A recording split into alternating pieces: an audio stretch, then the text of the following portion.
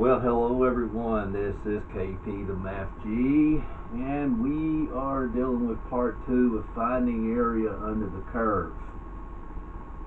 In the last video we had a parabola that split.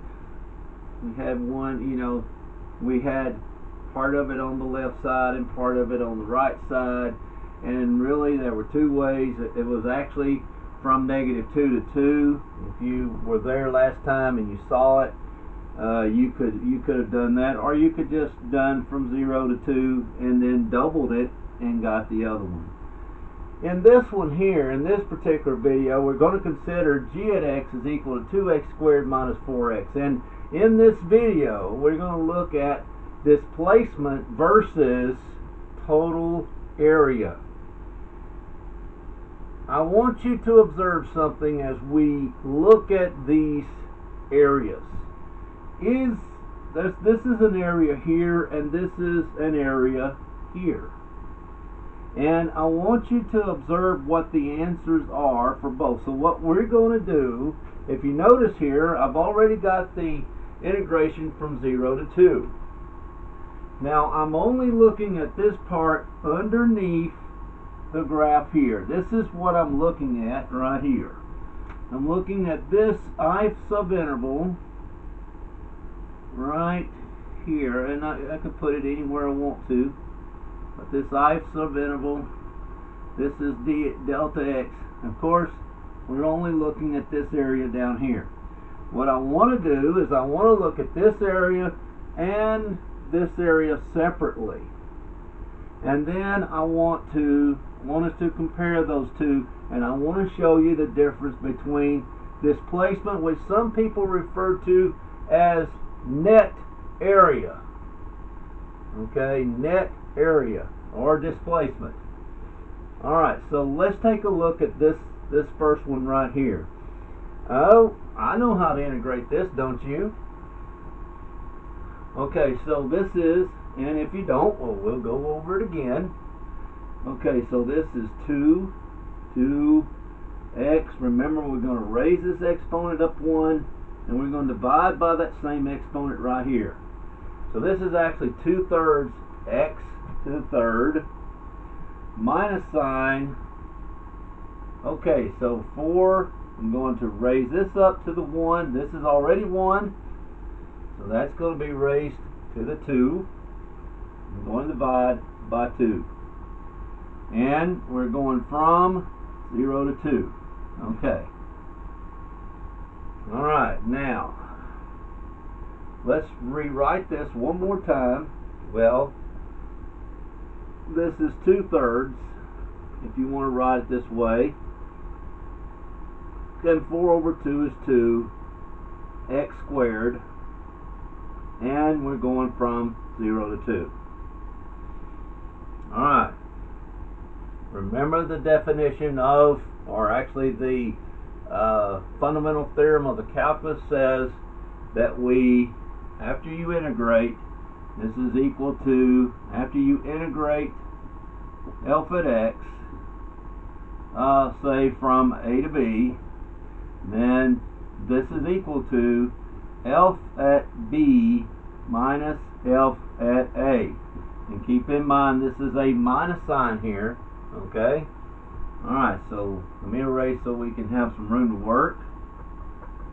And again, I appreciate everyone tuning in today. I do appreciate this. We are here. We're cooped up inside because it's snowy. And my eraser just decided not to stay on the board. Okay, well, there you go. Stay, boo-boo. Alright, now we are still going, and I should write it the same way, huh? Okay, now let's plug in 2 first. Alright, so 2/3 times 2 cubed minus 2 times 2 squared. And then if I want to, minus sign. Alright, 2/3 times 0, this time plugging 0 in, minus 2 times 0 squared.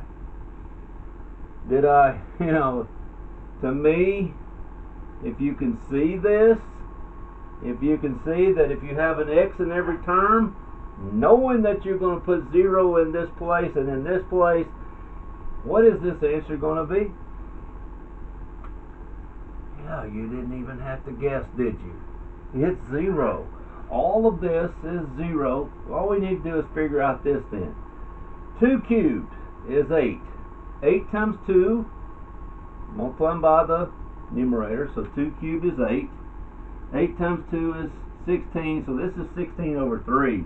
So up here, this is equal to 16 over 3 minus, do not multiply 2 times 2, you know better than that, you're in AP Calculus, aren't you? Okay, we don't do that anymore, of course we don't. 2 squared is 4, now 4 times 2 is 8. And remember how I showed you this, how to get a common denominator? Of course you can do it on your calculator, but I just want to do it by hand. 8, and instead of doing this times 1, multiplying by 3 and multiplying by 3 like that, you can do that every time if you want to. 3 times 8 is 24, so 16 over 3 minus 24 over 3. Ooh, we're going to get a negative number, aren't we? Well, we should, because we're looking at the area below the x-axis. And that's what I've got here, the area below the x-axis. Alright. Well, let's see. This is going to be, 14 minus 8, 6 is 8. So negative 8 over 3. Keep that in mind. I really want to keep this up there, and I have the problem written down. Okay, so yeah, I keep everything that I want to do written down, and so I can refer to it later in life, probably. I'll get ready to teach it again or something, but I've got it right here. As a matter of fact, that is yet a different problem. Well, let me see if I can find it. There it is. Okay, there it is right there. See, I put everything in this. I love putting stuff in here like this. It kind of keeps me up and where I'm at. And I try to do lessons ahead, and I'm dropping everything on the floor. And I will get them now, so I won't step on them and trip over them. And there's yet one more thing. I'll leave it over there for the time being. Again, this room is small. And we're making do. Alright, I'm going to leave this up here. I want to write this problem down. But now I want to integrate above here. I want to see what we get here. Alright. I'm looking at this I subinterval here. I like that. Delta x here, and the height here is this. Alright. Always the height is your function. Okay. Alright. Let's go ahead and flip it over and rewrite the problem. That's 2x squared minus 4x. We're going from 2 to 3 this time. Alright. Here we go. Let's put this over. Bear with me. I appreciate every one of you. Alright, let's go ahead and do this. Alright, we're integrating from 2 to 3 this time. It is 2x squared minus 4x dx. 2x squared minus 4x dx. Okay. A while ago we got the same thing, so let's see if we can, oh, this time it's not. Okay, it is from 2 to 3 this time. Alright, again, 2 times x cubed over 3. And then again minus, this was 4x squared over 2, but 4 over 2 is 2. So that leaves us with 2x squared here. Alright. Alright, so that doesn't change. Matter of fact, I made this 2/3, didn't I? 2/3, 2/3, x cubed. Okay, you can write it either way, it's alright. Okay, now get my eraser out on this side of the board, and we're going to compare answers. I wish I could just magically put up this graph again, but that's okay. We're good. Well, let's see what we get here. Now we gotta contend with both of these numbers. So here we go. 2/3 times 3 to the third minus 2 times 3 squared. Okay. Now minus sign. Now I always use parentheses. If you don't, you could miss this. Okay. Just a simple parentheses makes an answer either correct or incorrect. Alright, so here we go. 2/3 times 2, this time using this one now, 2 cubed minus 2 times 2 squared. Okay, let's see what we get here. This is 2 cubed, which is 27. 2 times 2 is, 3 cubed, I'm sorry. 3 times 3 is 9, times 3 is 27. So this is 27 over 3, but that's 9, so 2 times 9. Alright. 3 squared is 9, so 2 times 9. Minus sign, okay. 2 cubed is 8, 2 times 2 is 4, 4 times 2 is 8, and then 2 times 8 is 16. So 16, and remember that's over 3. How many times I left the denominator out in a problem? Okay, minus 2 squared is 4, 4 times 2 is 8. Like that. Alright. Let's see if this is right, because this is, wow, let's see. 3 cubed is 27. 27 over 3 is 9, and 2 times 9 is 18. 3 squared is 9, and 2 times 9 is 18. So 18 minus 18, what's that? That's 0, isn't it? Alright, so this is 0 minus. Now I guess we just need to figure out 16 over 3 minus. Now remember, this is this is a minus sign in front, by the way. Do not forget that. That's huge. Alright, we know that this was 24 over 3 from, this is still 8. 24 divided by 3 is 8. And remember, we got a negative 8/3, didn't we? But remember, this is a minus sign in front of that. So this should be positive. This is a positive 8/3. Now let's flip this over. Remember, this is a positive 8/3. So up here, this answer here is a negative 8/3. And this is a positive 8/3 in this area here. I'm just going to put it off to the side. Alright, positive 8/3 and a negative 8/3. Now, here's the kicker. Displacement. I know I've got area down here and I've got area up here. But one of them's negative 8/3 and another one is positive 8/3. So displacement just simply means net, whatever you get, that's what you do. You just simply add them up. So negative 8/3 plus 8/3 is 0/3, which is just equal to 0. All that to get an answer of 0. Now that's displacement. Okay? That is net area. And I know the simple reason is this area is below the x-axis and this area is above the x-axis. Okay? Now, maybe snow fell but snow melted. And if the same amount of snow melted as what we had up here, as what fell, do we have any snow left on the ground? No, we don't. Okay? Now,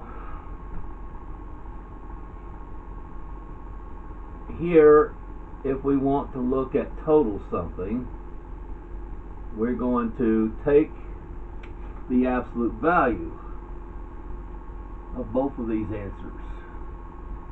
And the absolute value of 8/3 is 8/3, and the absolute, or negative 8/3 is 8/3, and the absolute value of 8/3 is 8/3. So now we do get 16/3. We do have, now this is total area. Alright. Okay. Well, if we had 8/3 snow to fall and 8/3 melted, between the two of them, how much snow melted and fell? You want to look at both of them together. Maybe in this particular case, you're looking at total something, total distance. Okay, something like that.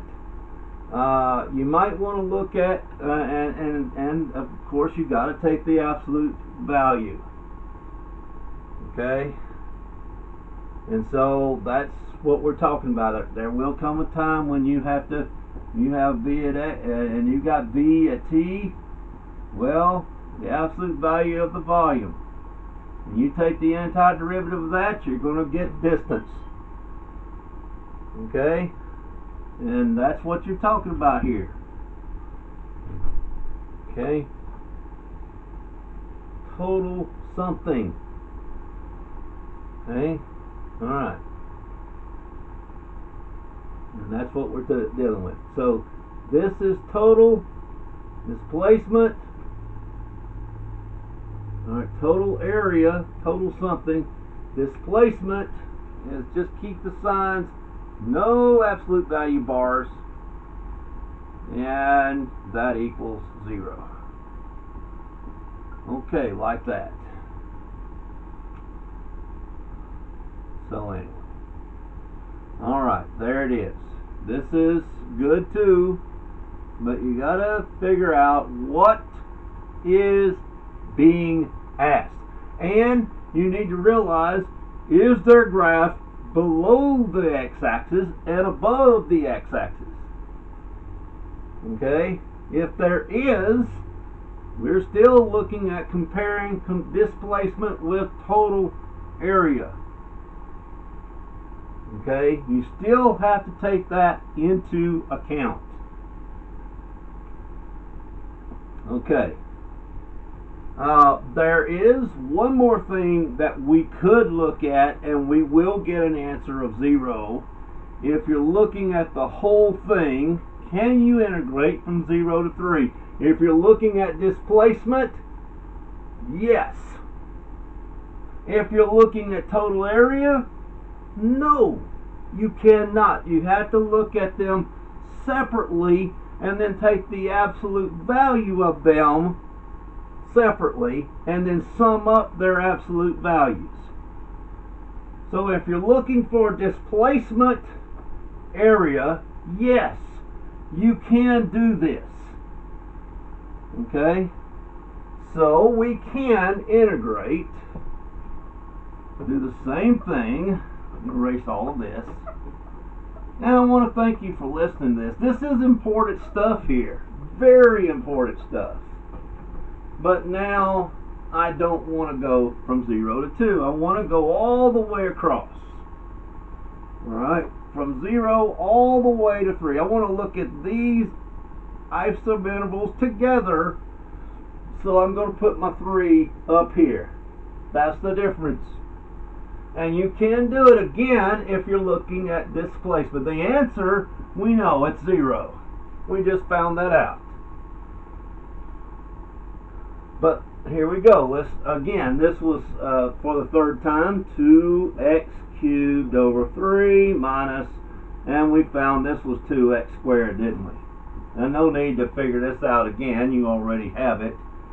0 to 3. Now, if we plug the 3 in, we know 0 is going to give us 0. There's no need to figure that out.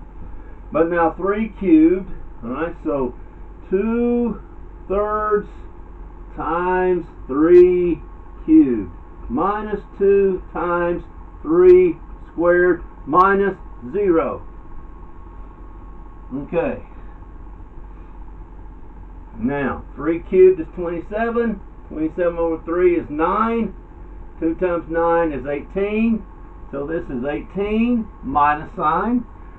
3 squared is 9. 2 times 9 is 18. So we got it. It's 0.